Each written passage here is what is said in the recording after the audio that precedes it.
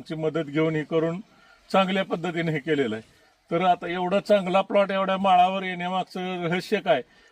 सुरुवातीपासून जरा सांगा की तुम्ही रोपापासून लागण केली, किती फुटाव केली, काय क्षेत्र किती, सगळं सांगा. जसं मी मागच्या मुलाखतीत साहेबांनी घेतली होती त्यावेळेस सांगितलं होतं तीच आता मी रिपीट करणार की खरं तर सोनेरा कारखान्यात जेव्हा जाधवसाहेब होते त्यावेळेस मार्गदर्शन सरी किती असावी, 4.5 फुटी सरी आम्ही सोडली. परत त्याचे भट्टी लावण्याचे शेणखत एवढ्या ट्रॉल्या पाहिजेत, त्यात पोल्ट्री खत सगळं मळी भट्टी लावून आम्ही ठेवली होती.